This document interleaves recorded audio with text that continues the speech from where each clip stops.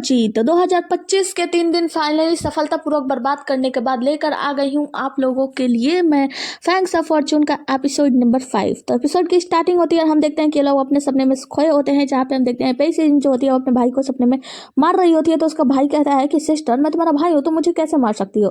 वो कहती है कि क्योंकि तुम मेरे कमजोरी हो तो तुम्हें मरना होगा। उसके सीने में मतलब वो जो तीरवीर होता है वो घोंप देती है। जैसे उसका भाई नीचे गिरने लगता है तो उसका मतलब गर्दन जो कपड़ा उपड़ा होता है वो उसे पकड़ लेती है, उसे टांगी होती है, मतलब एक तरीके से उसे मरने भी नहीं देती है, उसे तीर भी घोंप देती है। यहाँ पे हम देखते हैं कि जो जुई चिंग होता है ना, वो अपनी तलवार से चारों तरफ इधर उधर देख रहा था। तभी यहाँ पे झुयान आता है और वो कहता है झुयान से कि तुम यहाँ पे क्या कर रहे हो, मतलब तुम तो रानी के पास गए थे। वो कहता है कि हाँ, मैं रानी के पास गया था कोलैबोरेट करने के लिए।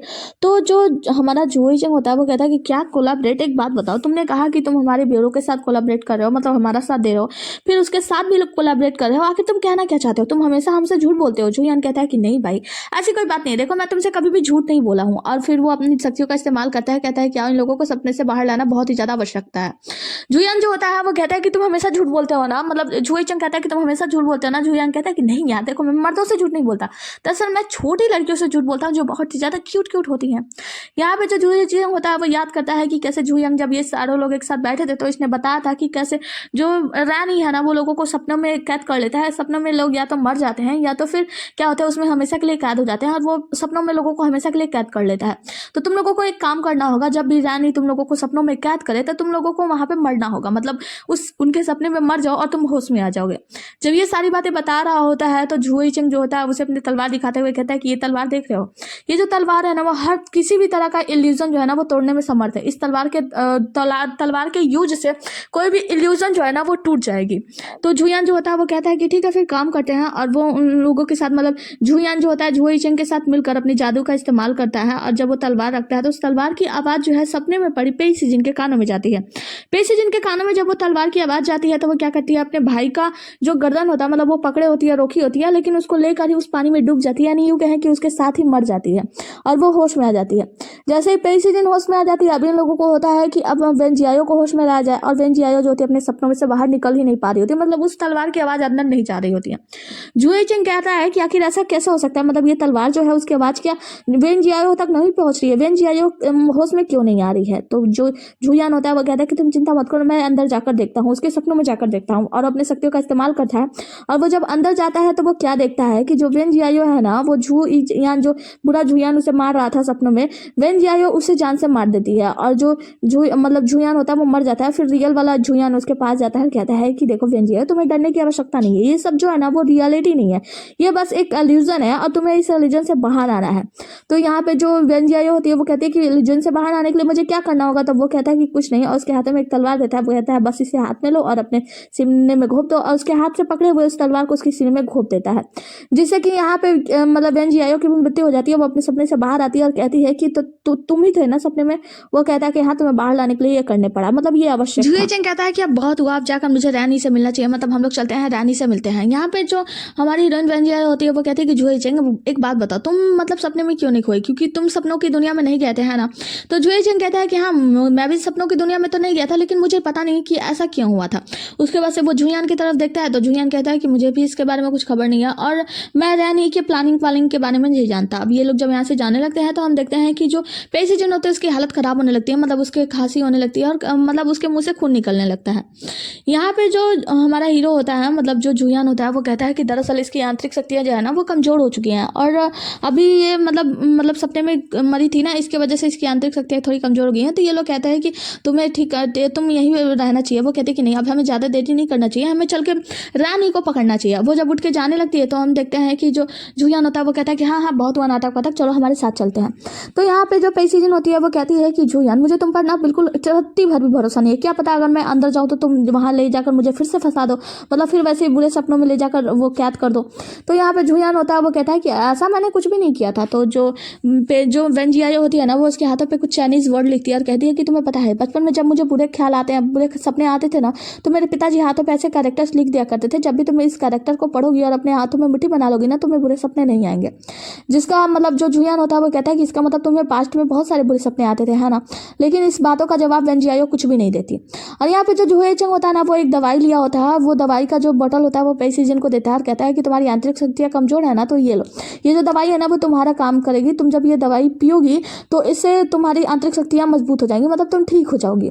जिसके वजह से हम देखते हैं कि जो हमारा हीरो जुयान होता है वो कहता है कि बहुत हुआ, तुम लोग इतनी सारी चीज़ें दे रहे हो, मतलब काम का कोई चीज़ तो दे ही नहीं रहा। और उसके बाद वो अपनी शक्तियों का इस्तेमाल करता है और उसे क्या करता है, वहीं पे एक शील्ड बनाकर कैद कर देता है। कहता है कि तो देखो तुम इस शील्ड से के अंदर रहना, जब भी वो कोई भी जादू वादू करेगा ना, मतलब सपने में भेजने की कोशिश करेगा, तो उस शील्ड के मतलब सिंड के अंदर वो नहीं आ सकता, मतलब तुम यहाँ पे कंफर्म वो क्या बोलते हैं सुरक्षित हो।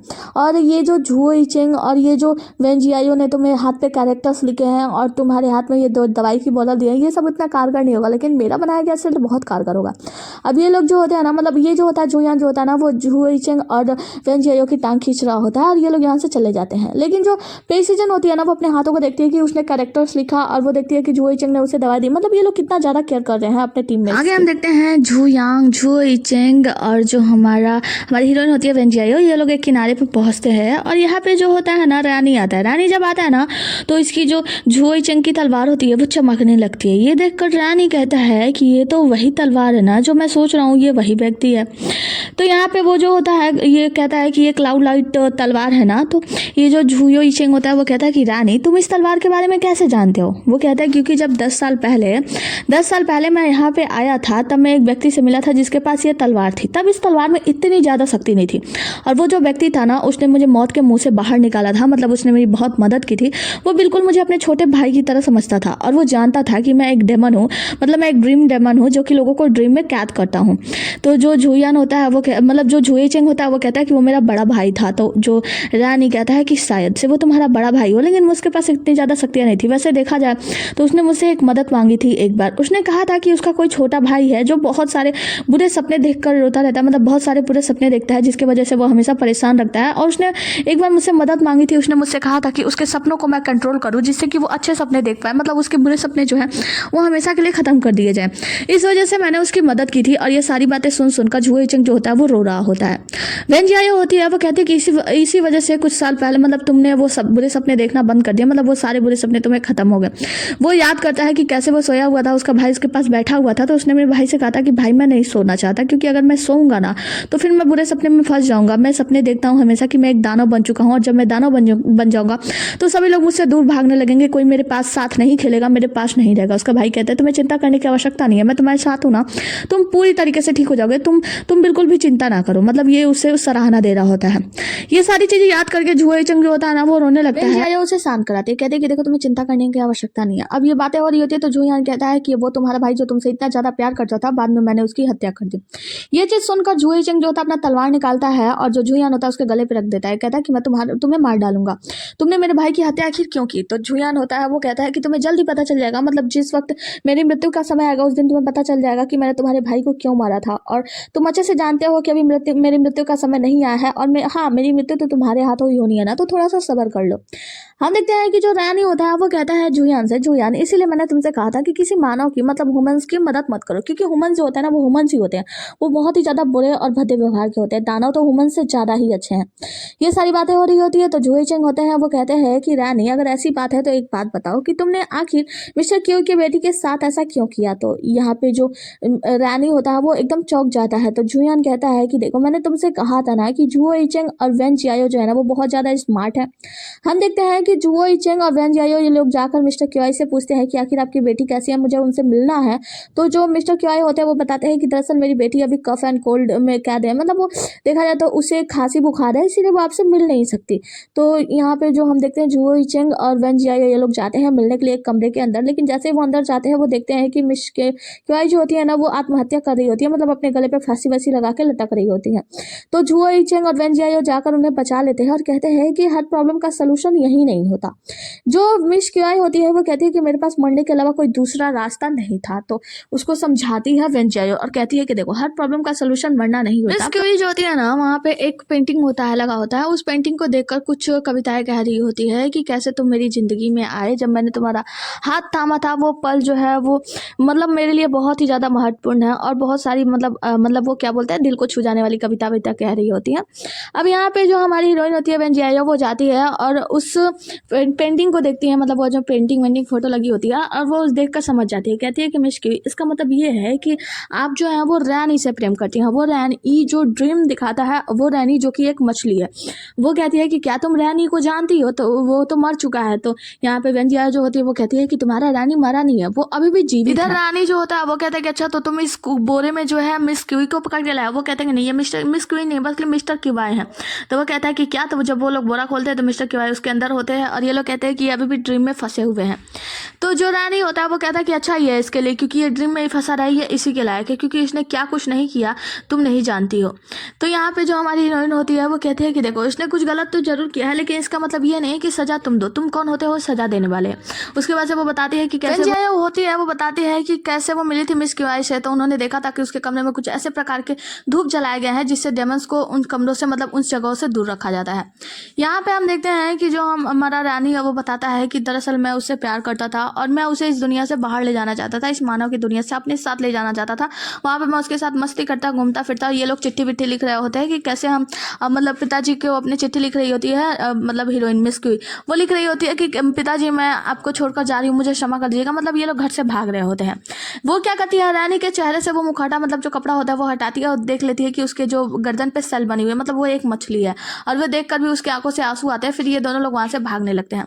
जब रानी और मिस क्यूआई वहां से भागने लगते हैं, कुछ लोग उन्हें पकड़ लेते हैं और कहते हैं कि मिस्टर क्यूआई जो मिस रानी है ना वो यहाँ से भाग रही है डॉक्टर के साथ, मतलब वो जो डॉक्टर बन के यहाँ पे आया होता है रानी। हम देखते हैं कि रानी को पकड़ लिया जाता है और कोई एक आदमी होता है जो घंटी वंटी बजा रहा होता है, जिससे बहुत ही ज्यादा रानी को नुकसान हो रहा था, मतलब उसे बहुत ज्यादा दर्द और तकलीफ हो रही होती है। मिस क्यूआई उन्हें इतनी तकलीफ में देख नहीं पाती है, वो चिल्ला रही होती है कि पिताजी प्लीज उसे छोड़ दो, आप जो कहोगे वो करूंगी, हाँ आप जिस व्यक्ति से शादी करने के लिए कहोगे मैं कर लूंगी, प्लीज उसे छोड़ दो। रानी चिल्ला रहा होता है कि नहीं ऐसा मत करो, लेकिन जो मिस क्यूआई होती है रानी को बचाने के लिए मतलब शादी करने का फैसला कर लेती है। आगे रानी बताता है कि इसके बाद से मैं उसके महल में वापस नहीं जा पाया, क्योंकि वहाँ पे ऐसे प्रकार के इतने सारे धूप जलाए गए थे जिसकी वजह से मैं वहाँ पे नहीं जा सका था। तो ये लोग कहते हैं कि अच्छा रानी, इसीलिए तुमने जितने भी लोगों की शादी हो रही थी उन सभी दुल्हनों को पैनिक करना शुरू किया, उन सभी का किडनैप करना शुरू किया, ये सब तुमने किया रानी, मतलब इसलिए ताकि मिस क्यूआई की शादी टूट जाए, है ना। रानी कहता है कि देखो मैं जो कुछ भी कर सका, लेकिन मिस्टर क्यूआई का तो कुछ नहीं बिगाड़ सका, मतलब वो सपनों में तो चले गए, लेकिन मैं उन्हें सपने से बाहर नहीं ला सकता हूँ, और इन्हें मारना तो मन तो कर रहा है मार डालूं। वेंजिया कहती है कि बहुत आसान है, ये लो ये जो चाकू है ना, इससे एक काम करो, इनको पीस में काट दो और इसको खा जाओ। तो जो मतलब रानी होता है वो कुछ बोलता है, इससे पहले जुयान कहता है कि तुम्हें चिंता करने की आवश्यकता नहीं है, मैं इसे जल्दी सपने से बाहर ला दूंगा। आगे हम मिस्टर क्यूआई के सपने में देखते हैं यहाँ पे जो मतलब एक जगह होती है क्यूआई के आंगन का ही, और वो वहाँ पे बहुत सारी लड़कियों से डील कर रहे होते, कह रहे होते कि तुम लोग दूर रहो, मतलब तुम लोगों को बाहर आने की आवश्यकता नहीं है, तुम लोग मरना डिजर्व करती हो। तभी हम देखते हैं कि यहाँ पे मिस्टर जुयान आते हैं चाकू लेकर और कहते हैं कि तुम भी मरना डिजर्व करते हो, और उसके सीने में चाकू घूप देते हैं। यहाँ पे हम देखते हैं क्यूआई जो होते हैं ना वो होश में आते हैं, और होश में आते ही सबको कहते हैं कि तुम लोग मुझसे दूर रहो, प्लीज मेरे करीब मत आना, तुम लोग मुझे मत मारना, मुझे मत मारो, मुझे छोड़ दो, और वो पागलों की तरह व्यवहार कर रहा होता है। यहाँ पे जो हमारी हीरोइन होती है ना वेंजिया, वो कहती है कि क्या ये पागल हो गया है। तभी हम देखते हैं कि जो हमारा हीरो जुयान होता है वो कुछ जादू करता है, कहता है कि चुप हो जाओ, और वो जो व्यक्ति होता है वहीं पे शांत हो जाता है, मतलब चुप हो जाता है। यहाँ पे जो जुए चेंग होते हैं वो कहता है कि इसका मतलब ये है कि जो मिस्टर क्यूआई हैं वही इन कत्ल के दोषी हैं, यानी मिस्टर क्यूआई ने उन सभी दुल्हनों का अपहरण किया, उन सभी को मार डाला, उनकी बॉडीज को अपने ही आंगन में दफना दिया। क्योंकि जब मैं इनके आंगन में आया था उस वक्त मुझे थोड़ा सा अजीब तो लगा था, क्योंकि कुछ बुरी शक्तियां थी तो जो शायद मुझे पुकार रही थी। उस वक्त मेरी तलवार की लाइट जो है वो जलने लगी थी, मतलब वो दिखाया जाता है कि जब वो आंगन में टहल रहे थे तो उस वक्त उनके तलवार की लाइट जलने लगी थी। देखते हैं कि जुए चेंग जो होता है ना वो वेंजिया के साथ होता है, उस जगह पे आता है पेड़ के पौधे के पास जहाँ पे बहुत सारी लाशों को दफनाया गया होता है, मतलब उन लोगों को मार के। यहाँ पे छोटा डॉक्टर होता है, उन सभी लाशों को निकाला गया होता है और उसे उल्टी आ रही होती है, वो लाशों को गिनता है तो लाश जो होते हैं ना वो पाँच होते हैं।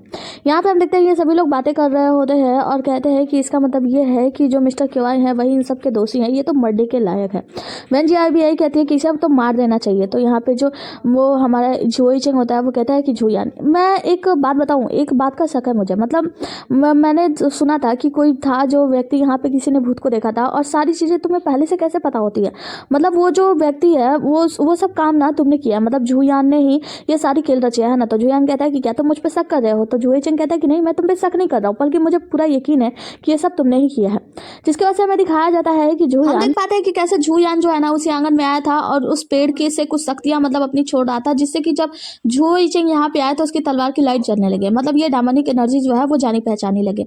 इसके बाद से हम देखते हैं जुए चेंग जो होता है वो कहता है कि इसीलिए वो डायमंडिक एनर्जी है ना वो काफी हद तक जानी पहचानी पहचानने लगी थी।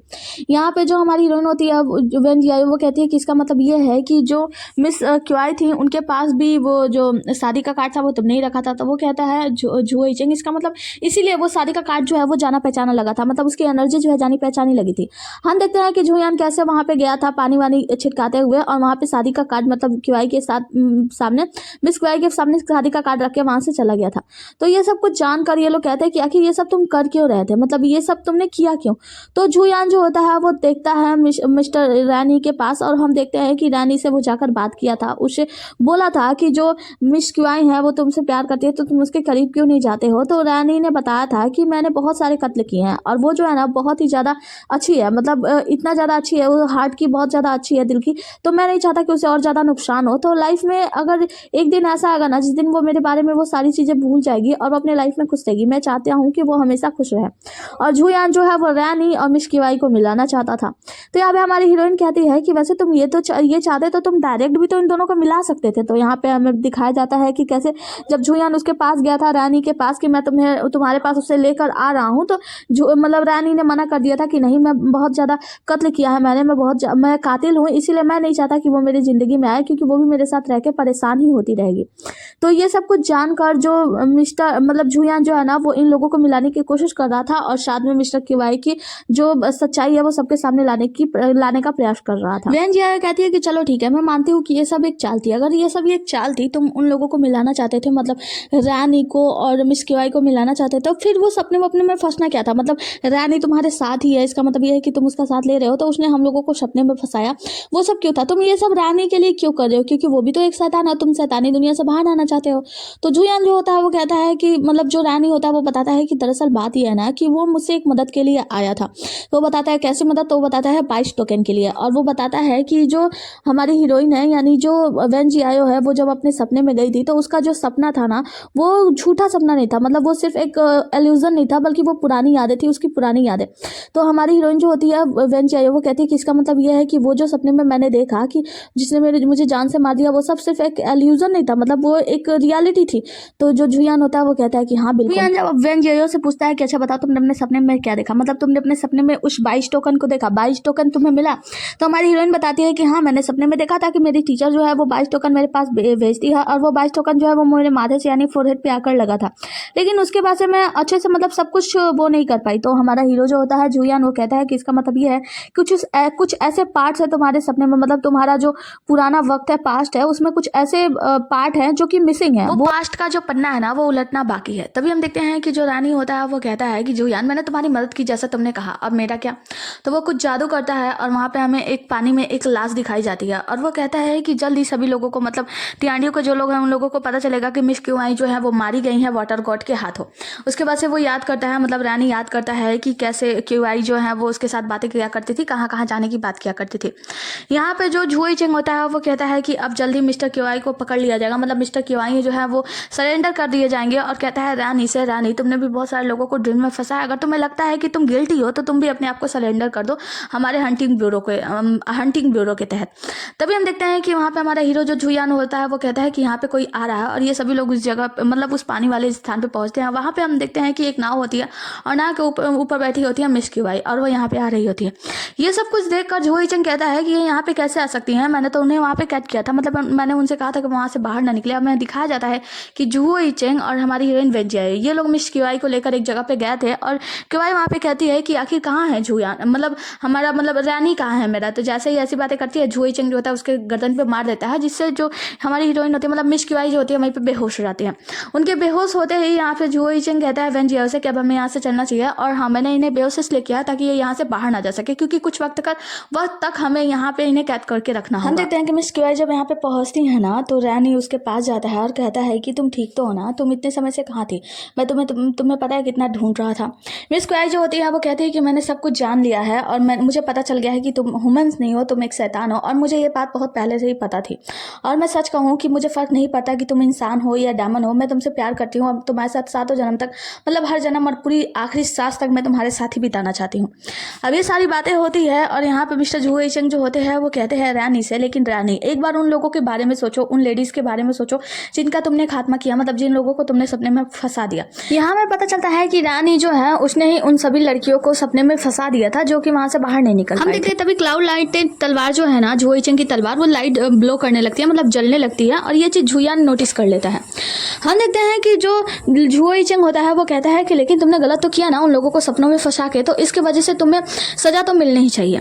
तो यहाँ पे जो रानी होता है वो बताता है कि जब मैं उन लोगों को सपनों से बसा रहा था तो वो लोग बहुत ज़्यादा, सपनों में फंसा रहा था तो वो लोग बहुत ज़्यादा खुश रहे। हमें दिखाया जाता है कि वहाँ पे सभी दुल्हनों को इकट्ठा करके वो उन लोगों को सपनों में कैद कर दिया था, वो उन सपनों की दुनिया में भेज दिया था जहाँ पे उन लोगों को पसंद है। वो कहता है कि जो वो दुल्हनें थी ना वो उस सपनों में मुस्कुरा रही थी, क्योंकि वो उस दुनिया में थी जिस दुनिया को वो जाती हैं, जिस दुनिया को वो डिजर्व करती हैं, ना कि उस दुनिया में जहाँ पे लोग उन्हें ज़बरदस्ती भेजते हैं। जैसे यहाँ पे मतलब मिस क्यूआई के पिता मिस्टर क्यूआई जो है उनकी शादी किसी और से करा रहे थे वगैरह वगैरह। यहाँ मतलब ह्यूमंस की दुनिया में बहुत ही ज़्यादा खतरा है, इसीलिए मैंने उन लोगों को मीठे सपने की दुनिया में भेज दिया ताकि वो लोग हमेशा वहाँ पे खुश रहें। वेंजी आयो कहती है कि अगर अच्छे तरीके से बताओगे इसका मतलब ये नहीं है कि तुम्हारा किया गया कृत्य जो है वो सही साबित हो जाए। तुमने गलत किया है तो गलत किया है, तुम्हें सजा तो मिलनी ही चाहिए।